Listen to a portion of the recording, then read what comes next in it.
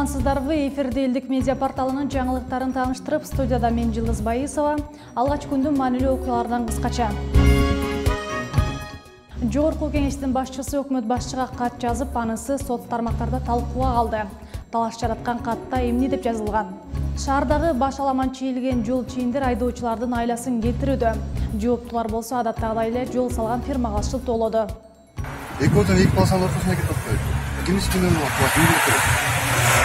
Баткендик дыйкандар мөөнөтү узак насыя алып баштады. Насыя кимдерге берилет? Насыялардын мөөнөтү дыйканчылык багытта, мал чарбачылык багытта 36 айга чейин болот. Жаз алды менен шаарды көрктөндүрүү башталды. Быйыл кала кандай өзгөрөт? Быйыл 200 миң гүл көрөт. Ошого даярдап атат да гүлдөр. Сүрөт кылып атат да мынча. Сүрөт болот. Саламатсыздарбы? Ушул жана башка жаңылыктарды биздин Facebook жана YouTube каналынан көрө аласыздар. Жер көчкү коркунучу бар жерлерде азыр 4000 чукул адам жашайт. 1200 жакын жерде сел коркунучу бар. Мындай маалыматты өлкөнүн өзгөчө кырдаалдар министри Нурболот Мирзахмедов президент Сооронбай Жээнбеков менен жолугушканда билдирди. Жаз жай мезгилинде калктын коопсуздугун камсыз кылуу максатында коркунучтуу аймактардан калкты убактылуу жана туруктуу жашай турган жерлерге көчүрүү иштери жүргүзүлүп жаткандыгы айтылды. Мамлекет башчысы ар түрдүү жаратылыш кырсыктарын болтурбоо жана алардын кесепеттерин азайтуу үчүн алдын алуу иштерин өз убагында жүргүзүүнүн маанилүү экенин белгиледи. Ал сел жана жер көчкү коркунучу бар жерлерден калкты коопсуз аймактарга убактылуу көчүрүү мүмкүнчүлүктөрүн кароону сунуш кылды. Бирден бир эң чоң нерсеси бул жер көчкүнүн астындагы кооптуу аймакта жашаган элдерди жок дегенде азыркы күндө убактылуу көчүрүп турууну жана ошол жерден толугу менен элди көчүрүп чыгууну. Бул боюнча жергиликтүү бийлик менен биргеликте жумуштар жүрүп жатат. Ал эми жаз келгендигине байланыштуу биз аны убактылуу көчүрүп чыгуу боюнча дагы иш-чараларды аткарабыз. Тез аранын ичинде ошол сел каналдарын тазалоо, чоң дарыянын жээктерин бекемдөө жумуштарын жүргүзүп жатабыз. Экс-президент Алмазбек Атамбаев коррупция менен күрөшөм деп келип, өзү коррупционерлердин атаманы болуп калды. Мындай пикирин саясий куугунтукка кабылган Кубанычбек Кадыров элдик медианын түз эфиринде билдирип, Атамбаев коррупциянын ана башы экендигин даана көрсөттү дейт. Атамбаев бул абдан бир коррупциянын ана башы экенин өзүн даана көрсөтпөдү. Биз буга чейин какшап эл журтка айтып келбедикпи? Ошондо биз жаман көрүшкөн. Ой, Атамбаев жакшы эл иштеп атпайбы депчи. Бирок бүгүнкү күндө көрүп атпайсызбы? Мына тест боюнча 111 миллион доллар жеп койгон тууралуу чыгып атат. Биринчиси, экинчиси жана түндүк түштүк маселеси боюнча дүйнөдө баягы өзүнүн санаган расчеттору бар. 1 километр жол миллион доллардан ашпаш керек экен. А бүгүнкү күндө түндүк түштүк жолу 2,5 миллион, 2 миллион, 3 миллион долларга чейин чыгып кетет.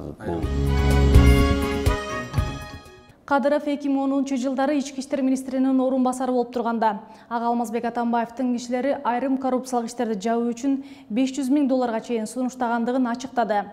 Азыркы Бишкек жылуулук электр борбору боюнча желип кеткен 111 миллион доллар түндүк түштүк жолун куруудагы коррупциялык схемалар мисал боло алат. Биз ошол кезде элге ачык айтып чыккандыктан бийликти басып алганы жатат деген негизде мыйзамсыз кылмыш ишин козгоп камакка алган дейт Кубанычбек Кадыров.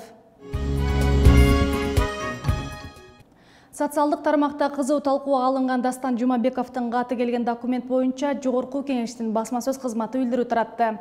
Жогорку кеңештин аппараты бул документ боюнча иликтөө иштерин жыйынтыктап, тилекке каршы аталган документте чыны менен эле одоно каталар орун алган. Айрым маалымат булактарында белгиленип жаткандай, бул катты Жогорку кеңештин төрагасы өз колу менен жазган эмес. Тиешелүү бөлүмдүн кызматкери даярдап, төраганын колу анын жардамчысы тарабынан факсимиле жолу менен коюлган деп жазылат маалыматта. Жогорку кеңештин жетекчилигине күнүнө жүздөгөн документтер кол койгого жөнөтүлөт. Алардын арасында сунуш берүүчү мүнөздөгү жөнөкөй документтерге көпчүлүк учурда факсимиле жолу менен колтамга басылат. Убакыттын тардыгынан улам төрага мындай документтерге кол коюуда өзүнүн жардамчыларына жана адистерге таянат.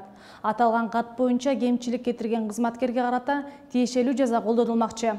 Ошондой эле Жогорку кеңештин төрагасы Дастанбек Жумабеков жана аппараттын тиешелүү бөлүмдөрү бул окуяны өкүнүч менен кабыл алганы кабарланды. Эскерте кетсек, буга чейин ката жазылган документ соц тармактарда тарап, ал коомчулуктун сынына кабылган болчу. Ош шаарында банкоматты талкалап 1,5 миллион сом алып кетишти. Ош шаарындагы Наваи жана Ленин көчөлөрүнүн кесилишинде жайгашкан Рыспай Абдыкадыров атындагы Ош облустук филармониясынын имаратынын кире беришине орнотулган банкоматты талкалап, ичиндеги 1,5 миллион сом уурдалган. Окуя 3-мартка караган түнү болгон. Акчаны уурдап кеткендер филармониянын артынан киришкен. Банкоматтын белгисиз атуулдар бузушуп, ичиндеги ири өлчөмдөгү акчаларды уурдап кетишкен. Азыркы кезде тергөө амалдары жүрүп жатат. Бул бойдо тергөө амалдары жүрүп жатат. Азыр буйруса бул кылмыш иши жакын күндөр ачылат. Коопсуз шаар долбоору ишке кирери менен айдоочулар үчүн кооптуу абал жаратууда. 12 февралдан 4 мартка чейинки видео көзөмөл аркылуу жолдо эреже бузган айдоочулар үчүн алдын ала даярдык болгондой. Бүгүндөн баштап эми жол эрежесин бузган айдоочуларга айыппул салынат. Бирок борбор калаадагы жолдор талапка ылайык келеби? Жол белгилер жана жол чийиндер кандай абалда, кабарчыбыз жол издеп көрдү.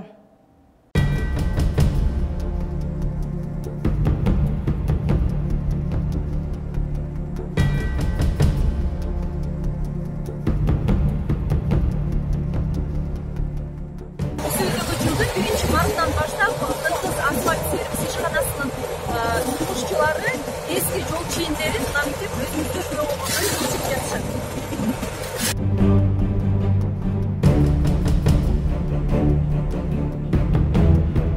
Ушул эки полосанын ортосунда экисине машина алышпайсың да, эки полоса. Эки полосанын ортосуна кетип атпайбы? Кимис күнү болот? Мисалы булогу чийди, ошону кайра тазалаш керек, жок кылыш керек. Eski razmetkalarda ölçüp жатабыз. Срочный машинка, жабылсам иштейт, жабылсам 15 минут калтырып, кайра иштеп баштайбыз. Бүгүн ошо разметканы полностью чыгарабыз. Мурунку эски разметкаларды. План боюнча ошо бүгүнкүдай буюрса бул жерде бүтөбүз. Бул Рыскуловадан баштап, ана эме Жүйгө чейин бүтөбүз. Бүгүн ушул эски жол чийиндерин өчүрүп аткан күбө болуп атабыз баарыбыз.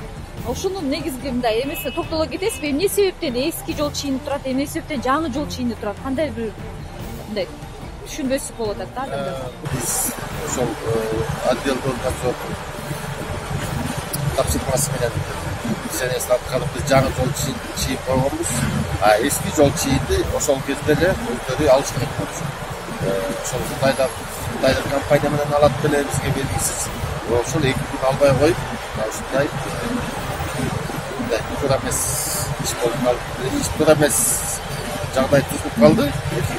Бүгүн өзүбүз алып атабыз.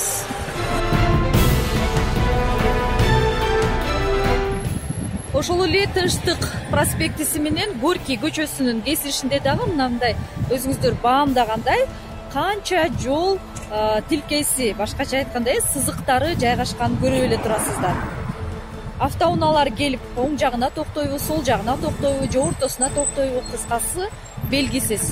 Жолдун арка өзүндө ошол жол кыймылын тескөөчү офицерлер дейбиз, агаларыбыз турат. Алар болсо кандайдыр бир комментарий берүүдөн баш тартууда. Себеби дегенде официалдуу каттын гана негизинде жооп беребиз дешүүдө.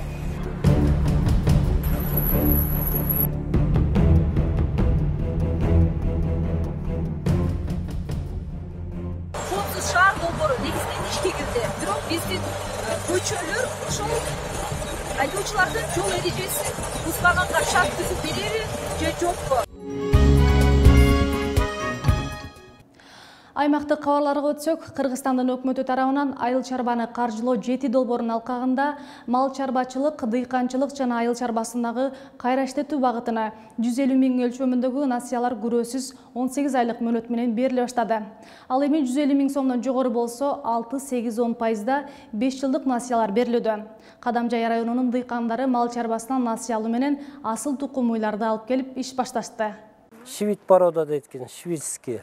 Бул тууду, ол ошо торпогу. Ниязидин Пахыров 10 жылдан бери мал багып үй-бүлө кирешесин арттырууда. Банктан 8% менен 3 жылдык мөөнөткө 500 миң сом насыя алган. Ал каражатка Чүй облусунан сүт багытында уйларды алып бага баштады. 3 породада мына экөө швид, мына сементал деген порода экен. Мына сүтү жакшы коюк. Мына Алатау Кыргыздын ала тоо породасы экен. Булар сүттү көп берет. Шулар бәрабар берет да. Кичине болгон мен. Фермердин айтымында уйларга канчалык тойут көп берсе, сүтү да ошончолук көп болот. Ар бир уйдан күнүнө 20 литрге чейин сүт алат. Ошондо бир күндө 60-70 литрге чейин сүттү 30 сомдон дүкөндөргө сатып, айына бир уйдан 50 000 сомго чейин киреше табат. Өзгөчөлүгү сүт көп берет экен. Булар көп берет экен. 20 литр, 15 литр. Тойсо көбүрөөк бере берет экен да. Бул сүттүү сыйлар экен. Сүттүү, майлуу. Bir ta sıyır, iki ta üç ta sıyırdın sütünü beretken de bana bizim sıyırlardan ayırması anan torpok жақсы beretken kattаты bulatken de torpok ya. Учурда өкмөт тарабынан айыл чарба тармагында жеңилдетилген насыялар берилүүдө. Быйыл мурдагы жылдарга салыштырмалуу насыянын суммасы жогору болуп, элет жеринде каражат алууну каалаган дыйкандарга жакшы мүмкүнчүлүк түзүлдү. Мал чарбачылык менен дыйканчылыкка жылдык 10%дан анан дыйканчылык боюнча жана күнөс гана анан тамчылатуу суугаруу багыттарда бакыбанчылык багытта жылдык 8%дан мөөнөтү 5 жылга чейин каралат. Мал чарбачылык боюнча өзүнүн ушул жергиликтүү породадагы малдарды алса жылдык 10%дан, анан жанагындай асыл тукумдуу малдарды алса алар 8%дан каралат жылдык. Мөөнөттөрү кредиттердин, насыялардын мөөнөтү дыйканчылык багытта мал чарбачылык багытта 36 айга чейин болот. Айыл чарба процессин кайра иштеткендерге, анан бакчылыкка, анан асыл тукум малдарды алгандарга 5 жылга чейин каралат быйылкы жылы. Белгилей кетсек, өткөн жылы өкмөт тарабынан айыл чарбасын каржылоо 6 долбоорунун алкагында Кадамжай районунда 53 миллион сомдон ашык насыя берилген. Анын 14 миллион сомдон ашыгы айыл чарбасын кайра иштетүү, 25 миллион сому мал чарбачылык, ал эми 8 миллион сому дыйканчылык багытында берилген. Бишкек Жашыл Чарба муниципалдык ишканасы жазгы иштерин баштады. Бүгүн жашылдандыруу тобу жаштар аллеясында гүлдөрдү отургузуу үчүн топурактарды даярдашып, ал эми Чүй жана Чыңгыз Айтматов проспектилеринин кесилишинде жаш палаталардын көчөттөрүн отургузушту. Шаарды көрктөндүрүү иштери жүргүзүлгөн жерден тартылган репортажга көңүлүңүздөрдү бурабыз.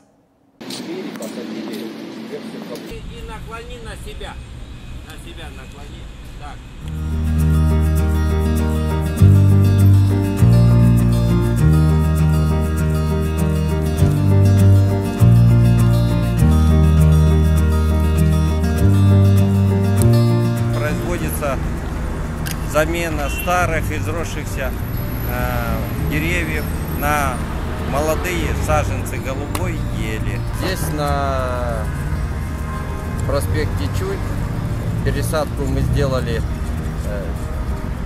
6 старых елей, взамен них посадили 9 новых елей. Также произвели пересадку можжевельника в количестве 6 штук.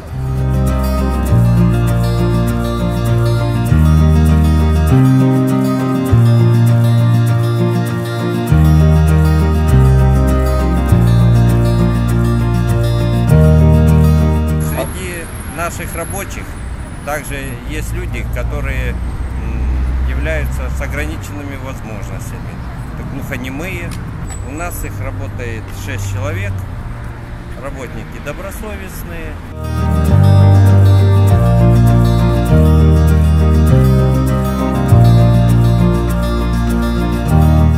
Вот, 18 лет работаю в жилище. Зелентрой работаю.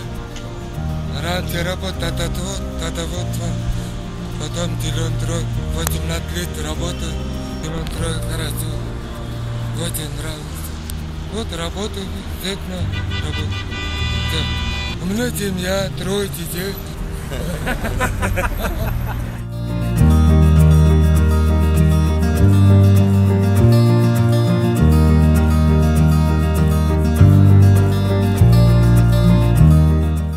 Быйыл көп күлүп отурат, ошон үчүн ушундай даярдап атабыз. Онун баары родоводчу да, родонун баарын алынды, одногодкага гүлдөрүп атат. Жылына 300 000, быйыл 200 000 гүл болот. Ошого даярдап атабыз да гүлдөрдү. Сүрөт коюп атабыз да, мынча ушундай. Сүрөт болот. Ар жак бетинде башкача сүрөт болот, ар жагы оймо сүрөт болот да ушундай.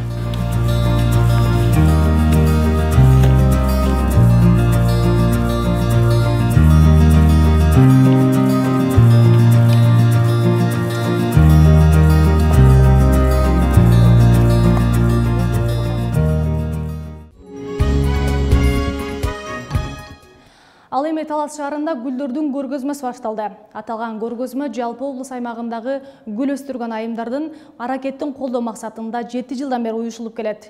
Үй шартында жана күнөсканаларга гүл өстүрүп, андан баар тапкан гүлчүлөр тууралуу кабарчыбыздын кийинки материалында.